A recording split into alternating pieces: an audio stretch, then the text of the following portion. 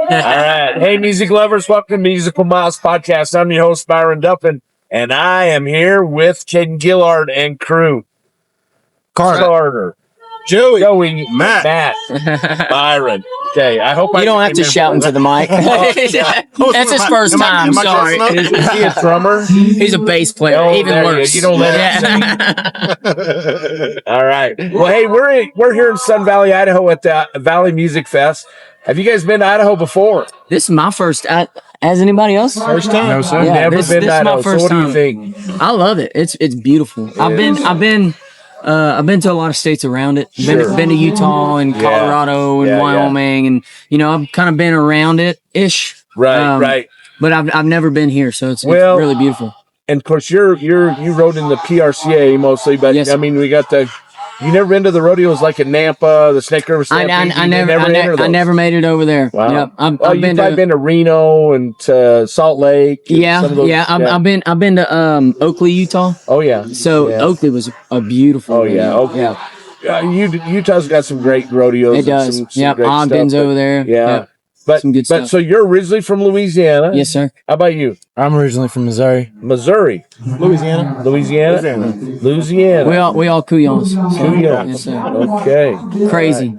All right. Well, that works. That works. Well, we have not spent much time in Louisiana, but you're missing out. We did go to New Orleans once. Okay. Yeah. So that was cool. Had a good time. It's great to experience. Yeah, I think everybody needs to experience that once. Everybody needs to experience.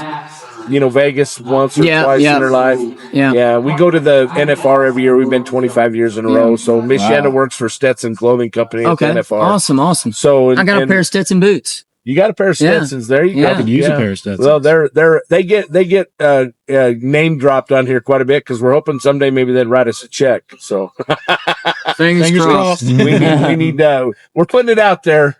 Carrie and Gary. So Gary Mandelbaum's the owner. Okay, yeah. Carrie is the GM, the president, I guess. So that's right. But anyway, well, you guys have never been here before. So how'd this come about? You end up getting on the bill here at the Valley Music Fest. So we have a song Rewind that did pretty well. And Levi was on TikTok one night and I was doing a live or something like that, and popped in, and I actually started following them before that because I saw that they came up. Right. And I kind of made a joke like, I see a music festival that needs to have us on their bill. There you go. And it's like, who do I need to reach out to? And I was like, oh, okay. So they reached out. We came to a deal, and here we are. Good. So, well, cool. Yeah.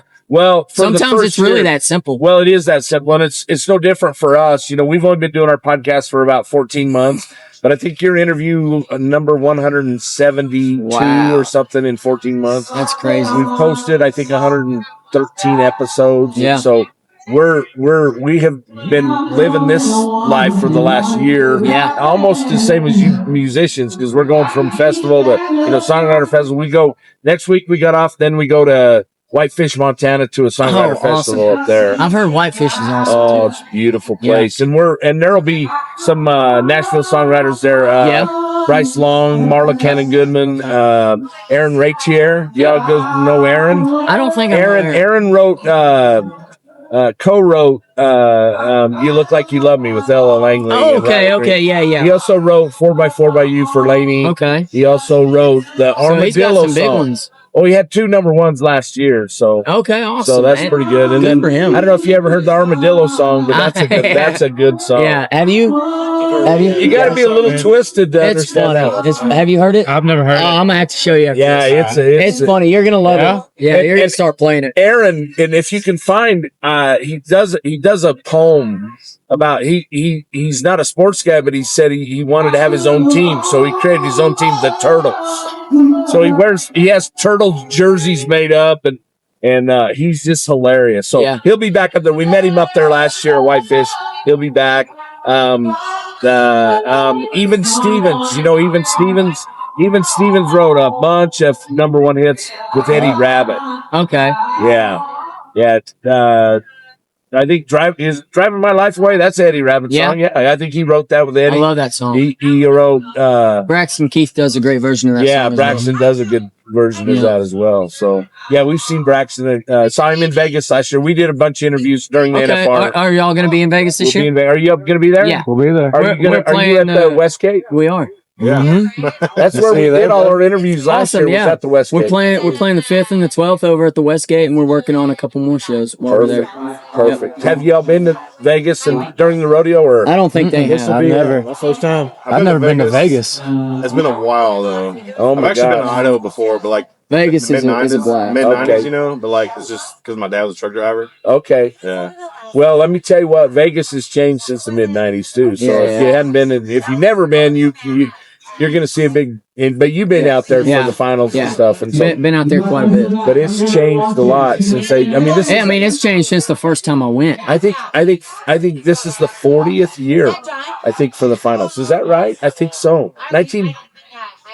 Maybe 41. I thought 1984 or 85 was the first year the finals were in Vegas. So I don't know. He's probably before you were born. Oh yeah. Before I was born, I'm the oldest one in the band too. I'm 30. You're way before 30. you were born. Yeah. So well, that's cool. Well, that's the Westgate puts on a hell of a party. That's my favorite watch party. Honestly. Yeah, absolutely. The Westgate's awesome. They have good artists. Cord Lund there last year. Oh yeah. And Chancey Williams. Yep. But Chancey didn't play Westgate, but he was in. He's town. at the South Point. Yeah. The way the South Point works, you kind of get grandfathered in. Right. So Kojo did it for all those years. Right. Now it's between Aaron Watson, Randall King, and Chance. Yeah. So they kind of split it up. We're hoping we're going to get some insight on and get to interview Aaron. We're hoping. Yeah. So, we'd love to sit down with him. Yeah. So He's we're a trip. big fans. Yeah. He's a trip. Yeah. So how long y'all been together? So the band itself, Carter's a new addition. Yeah. Carter and Casey, our other guitar player that's not with us, and Elliot, our fiddle player, are all like within the last few months. Yeah. Okay. We started in June. June, I think. And then me, Joey, Matt, and another guitar player, Grant. Okay. We started the band 9 years ago. 9 years ago. Yeah. Okay. And you are based out of Nashville. Now, yes. Yeah. Okay. We started in our garage like most bands. Right. For like the first 2 years we didn't even play a show. Oh really? And we just y'all had real jobs and you. Yeah. Just lots of rehearsals and Lots of rehearsals, man. And then my old tour manager, who's no longer with us, unfortunately, passed away in a car accident a few months ago. Oh, sorry to hear that. He got us hooked up with opening for like Sam Riggs and John Wolfe and some of those guys. So he got us a lot of those opportunities. And then, just slowly getting a name for ourselves, playing locally and slowly circling out. Yeah. And then we finally recorded some music and put it out. So and then, you got a full album on that you guys have finished and it's on your on Spotify. And so we recorded our first record in 2020. Okay. Right? No, 2018. 2019. Yeah. Called Red Dirt Rock and Roll. Okay. And then we put out an EP in 2022. Ish. Yeah, 2022. Yeah.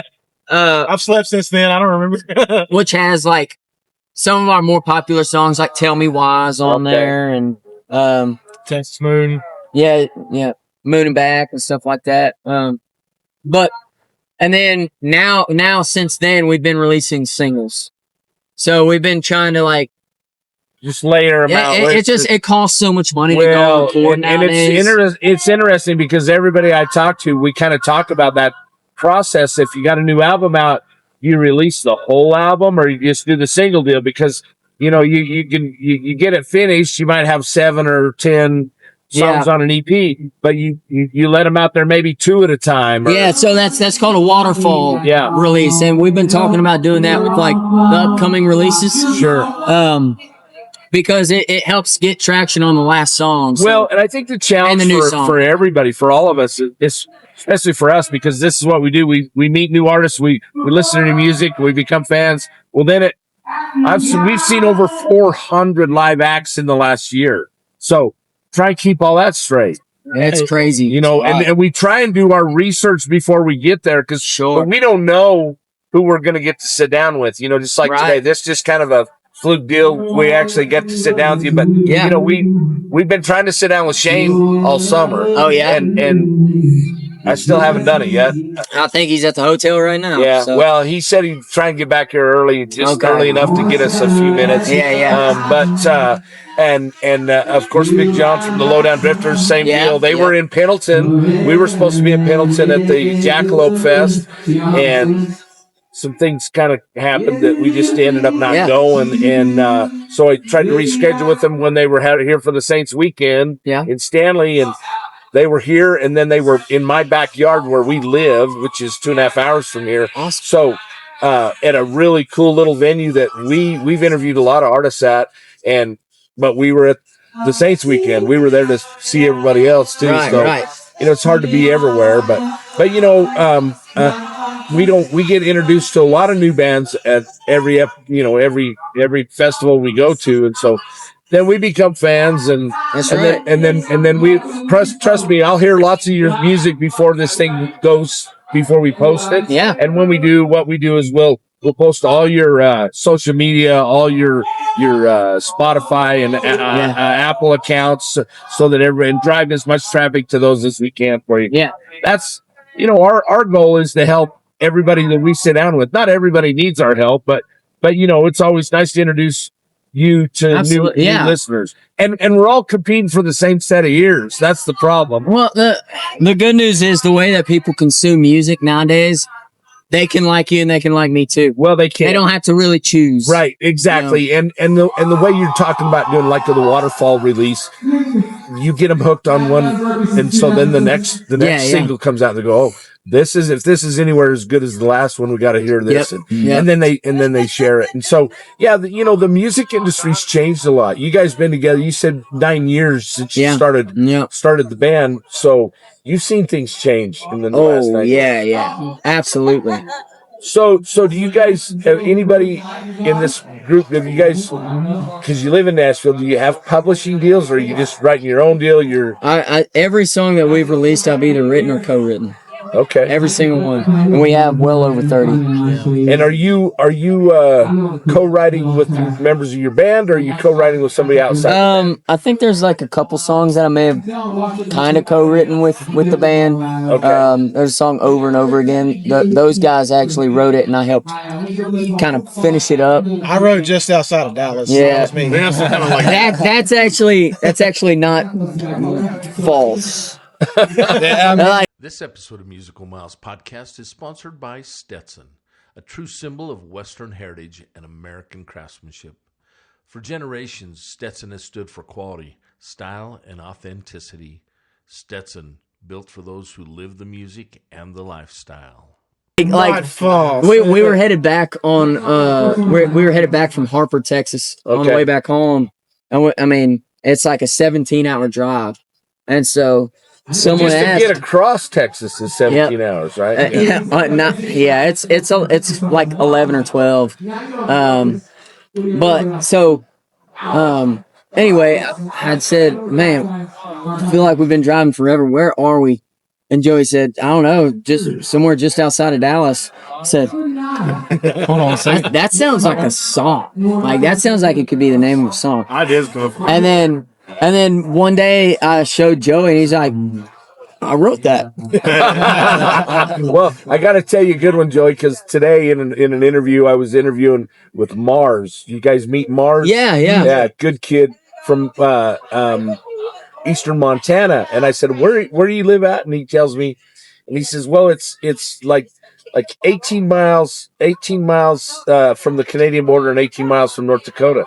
And I said, that sounds like 18 miles from nowhere. Yeah. And he goes, that's a great song title. He said, you'll get a co-write on that. And I said, okay. Heck yeah. So I like that. I like that too. Yeah. You shouldn't have told me that. No, I have to like take it out of my brain and be like, no, that's someone else. That was 18 miles from Dallas. Yeah. But yeah, we've been to a lot of songwriter festivals, and those songwriters that do this 100% for a living, they're not trying to be an artist too, right? Yeah. They're writing music. Some of them, Eric Pasley's definitely an artist. Yeah. But they say, be careful what you talk about, because you might hear your life on the radio. Yep. That's very true. 100%. Dean Dillon said he used to go to the bars and just sit in the corner.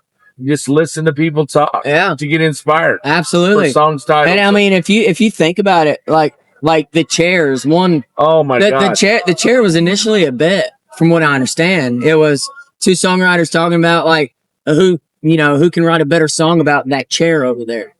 Well, you know who he wrote that with? He wrote that with my producer's back here. She's got to remind me because I'm old. She's younger than me, and she's got better memory than I got. Yeah, Hank. No. Come on, you got to tell the whole story. You can't just leave me hanging with Hank. But Dean told the story about being in the bar, sitting in this gal comes in. Was Jeannie Seeley, was it? Anyway, walks into the bar and says, Hank Cochran. Hank Cochran. Hank Cochran. Yeah, you're welcome. You're welcome. My old memory kicked in. Way to go, Byron. There you go. So, but anyway, she says, Hank Cochran wants to meet you. And he says, follow me to his house. And went up there and he said, Hank says, I've heard about you, boy. He said, play me some songs. He said, play till 4:00 in the morning. And then Hank says, you want to go to the Bahamas with me? And they went to the Bahamas and lived on Hank's boat off and on for 4 years and did nothing but write music, right? And he says he gets a call one day from George Strait and he goes, where are you at? And he says, and when you coming back? And he said, I ain't telling you where I'm at, and I may never come back. And he says, Hank, he said, Strait called, needs some more songs. He's doing a new album. He goes, I told him we weren't coming back. And he said, Hank says, wait a minute. He says, we need some money. We just been sitting out here for, in the ocean. Yeah. We need some money. But he talked about writing the chair. He told me that in his podcast story, that he said they wrote the first verse and it just kind of fell out of the sky like some of us do, right? And then he said Hank's walking around the ship like he would do the boat, the deck, just walking around. He comes back and he goes, how about this line? And he pitches the second verse. Yeah. And then he goes, okay. But they couldn't figure out how to finish it. And he says, so this little riff in there it's actually the same riff from Willie Nelson, one of Willie Nelson's. Oh, from Crazy. It's if you listen to that song, there's a little riff in there that sounds like Crazy. He goes, we can't write that. He said, we can't do that. And he goes, yeah, we can. And he said, Willie won't mind. And he goes, no, Willie will mind. He goes, no, he won't mind. Trust me. Well, I guess when Willie was a young songwriter, Hank had a deal with a publishing company. Okay. And they offered him a raise, and he says, you keep the raise and hire Willie for that amount. And he said, wow. And so that's how that whole thing came. And he said, that's why Willie won't mind. It's all about who you know, man. Not what you know, but who you know. Yeah. But you think about it. What is there? 12 notes? You guys are the musicians here, not me. But how many ways can you play those 12 notes? And you look at Guy Clark's music, man, they all have, C, G, D, A minor, it's not like they haven't been played. Yeah, there's not a chord that hasn't been played. Yeah. So, but anyway, the songwriter side of it's really interesting to me because how that process happens. Because some people are just it's either a very private, personal thing, or there's writers out there that can't do it without, somebody to co-write with. That's right. They really need somebody to, maybe they can come in with a structure of a song or the title or some basic bones to it, but they need somebody to help them finish it. I'm kind of like typically when I write by myself, it comes in a flood. So I mean, I just can't stop it. Really? It's like I'll sit down and it'll be like, and just like I just barf it out. Really? Yeah. Dallas happened in like 30 minutes. Rewind happened in probably 30 minutes. Right. And it's a blessing and a curse all at the same time, because it's like if I sit down to write, it doesn't always happen. Right. That great. Sometimes it's like pulling teeth, and so when you write with other people and they bring other perspectives, it can spark. Right. So when I schedule a write, I like to write with people, but sometimes I write by myself. But the inspiration may not be there when that. I mean, how do you schedule inspiration? It's hard. It really is, and not every song's a hit. Well, no, we all know that. Well, I interviewed a songwriter who's been very successful. It's 7 number ones. He said the first 2 or 3 he did were number ones with the Oak Ridge Boys. Oh, wow. James Dean Hicks. And he said, man, I got that. And I went, hell, this is easy. And then he said, then I realized I didn't have that many songs. I better get to work. That's right. So can you imagine starting off and getting your first 3 songs are number one? I wish. Wouldn't that be cool? I can't imagine, but I wish I could imagine. Look at the draw. That's right. Yeah.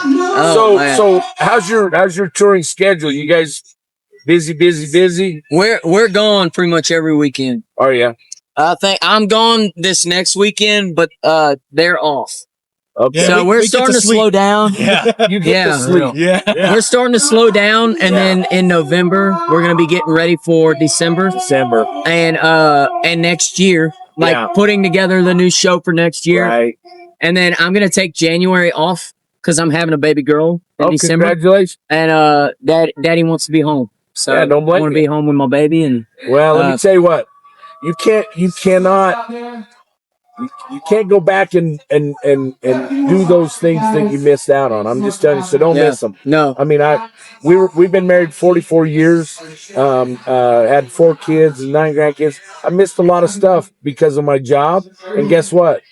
Those guys, in the end, they never gave a shit whether I was there or not. Yeah. In other words, the family missed me, but the job didn't. They could have done it without me. it's a vicious cycle. I miss birthdays. I miss birthday parties. I miss holidays. I miss funerals and weddings. And, and it sucks. Don't do that. And this is your life. But that being said, I used to tell the guys, everybody that worked for me, look, this is your job, not your life.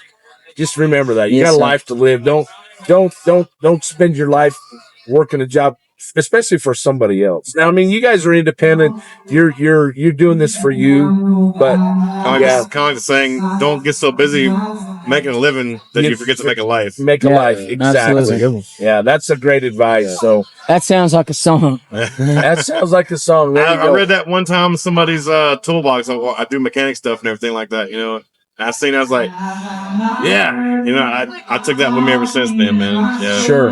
Yeah, count on that one being written. Well, for sure. And there's some other great ones that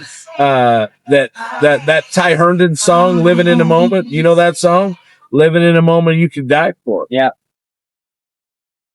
For us, we're kind of at that point in our life, in our marriage, that this is something that we really, really enjoy doing. And it's cool to get to meet new artists and become fans and see different parts of the country. We did a 2-week trip to Texas last fall and got to interview some artists in Green Hall. Oh yeah. We just played Green. So what a place. Yeah. We played Green and Lukenbach same weekend. Oh, you did? Yeah. Now I've not been to Lukenbach, but I went to JT Floors, but Willie was playing that day, so I couldn't get close enough to get any pictures, and it was sold out. I couldn't get in, so but went to the Devil's Backbone, check that out. That's a cool venue. Heck yeah. But Green, I had been to Green 4 times and had never seen a show.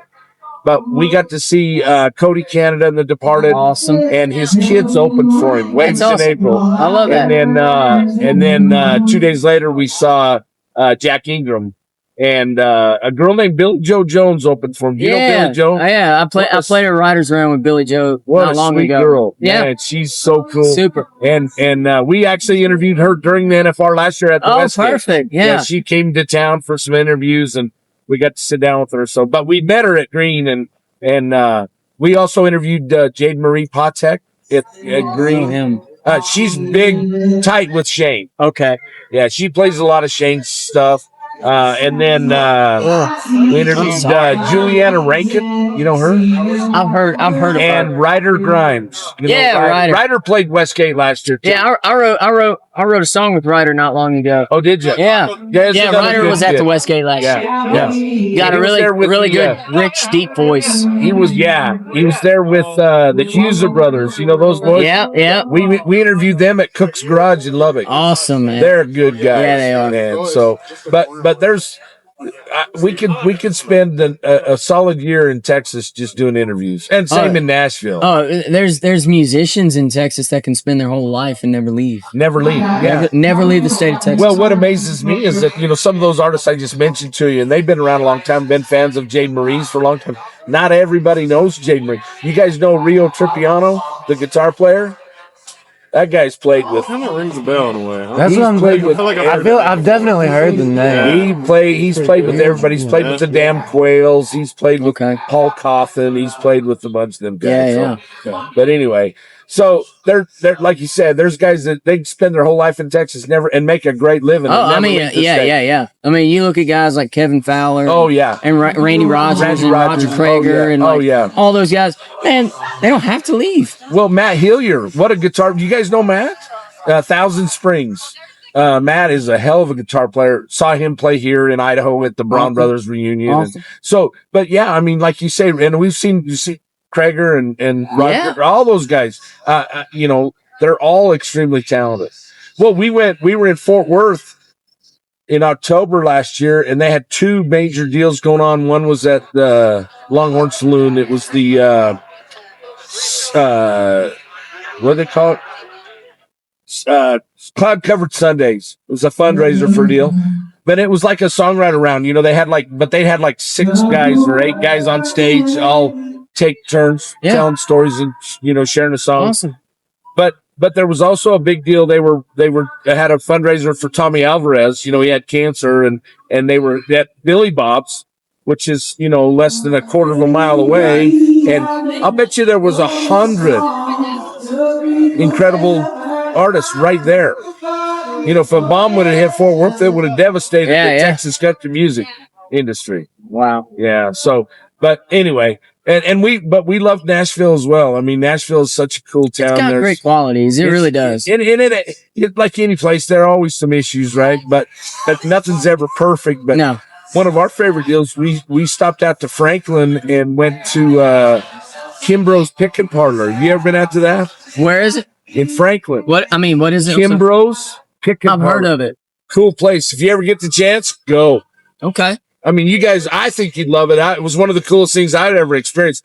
Literally, we got there was 2 guys out on the front porch, just had their guitars just playing and talking. Before the night was out, there was 10 people out there. There was a mandolin, there was a keyboard, there was tambourines and guitars, and they were singing, and love it. It was a cool experience. So, anyway, but there's nothing like coming to a festival like this. 50 bands.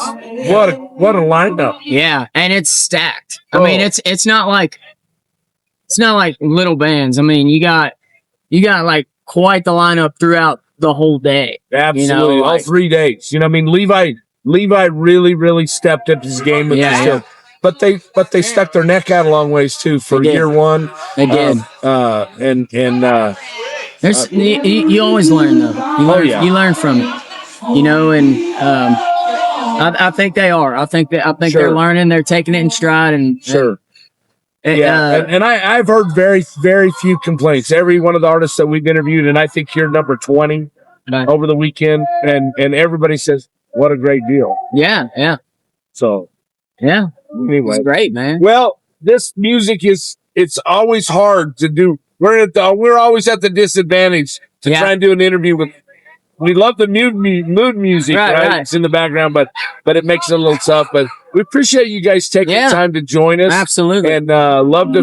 We'll trust me. We'll start following you on all your socials and all your Spotify and listen to your music. And then next time we get to sit down, maybe we'll see you in Vegas and get a visit there. Absolutely. Yeah.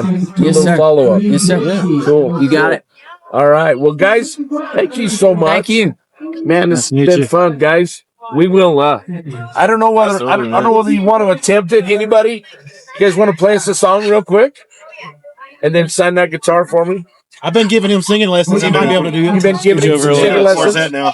All right. Yeah, you have to check the tuning because everybody's got their own tuning, right? I'll just sing the bass parts. Bass. You want a tuner? Boom, boom, boom.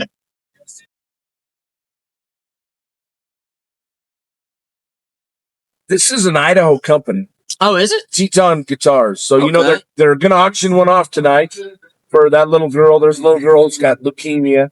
Yeah, Yeah, that's Levi was telling me that. Yeah. And I'm a leukemia survivor. Oh, you are. Yeah, so Well, that's something that hits yeah. it's very close to home for me. Well, cool. But All right.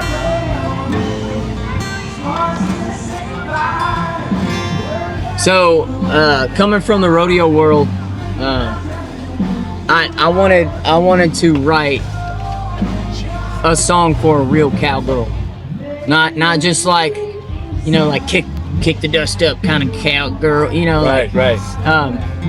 like pay homage to a real rodeo cowgirl. Yeah. So I wrote this one called Queen of the Rodeo, Okay. and it's unreleased. So.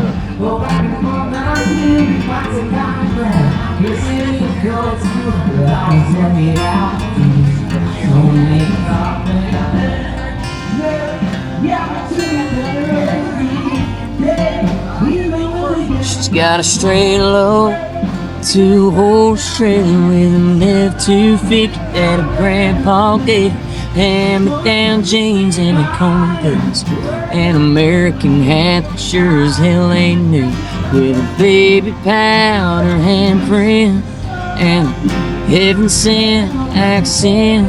She's got a Mustang mind running wild and free. She's got a western heart and a gypsy soul, chasing wild lines everywhere they go. She ropes and rides like nothing I've ever seen. God knows she's every cowboy's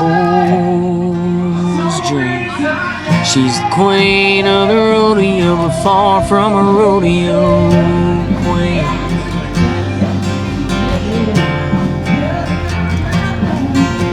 She don't have to try to be something she's not. Spurs she's wearing for a reason. This training coats don't have a season. She spends most all her days horse under saddle, watching the tail end of a herd of cattle. She's got a western heart and a gypsy soul, chasing wild lines everywhere they go. She ropes and rides like nothing I've ever seen. God knows she's every cowboy's dream. She's the queen of the rodeo, but far from a rodeo queen. Far from a rodeo queen. She's got no quick coursing through her veins, a snaffle bit and a pair of split reins, with a good horse between her knees. When she flips that switch, there ain't no slowing down. You can bet your hard-earned dollar she's gonna win around. 'Cause she's got a western heart and a gypsy soul, chasing wild lines everywhere they go. She ropes and rides like nothing I've ever seen. God knows she's every cowboy's dream. She's the queen of the rodeo, but far from a rodeo queen. Far from a rodeo queen.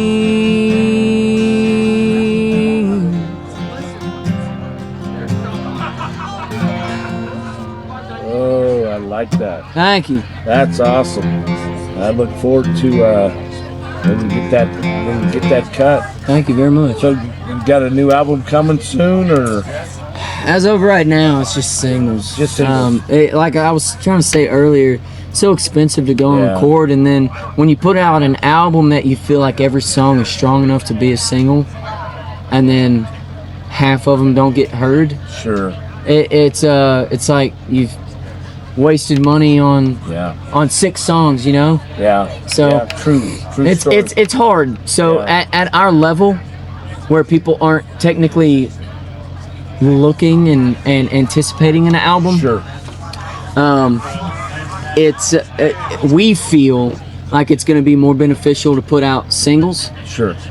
But the thing is, we've got plenty of music they can go and listen to. Yeah. You know? Yeah. So Well, but yeah, and once you get their attention, you got my attention. Yeah. You know, we're gonna go listen to all your stuff. Yes, sir. Right, and download it all, because Yeah. guess what? Doesn't really cost anything to download That's it. right. And hopefully you're gonna earn that 0.300 Yeah. cents. Yeah, per that's stream. what I'm talking We're about. putting out an EDM album pretty soon. Yeah. that EDM and then EDM punk country. rock and a little bit of everything. Yeah.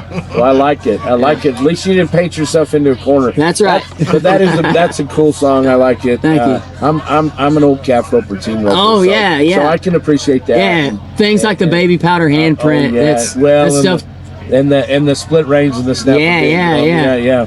It's niche, but man, sometimes those niche songs are. Yeah, but you know what? That niche following's pretty big. You Yeah. think about those 17,000 seats they sell every night in the Thomas and Mack. Yeah. And the other 40,000 people That that are don't go. there that don't go.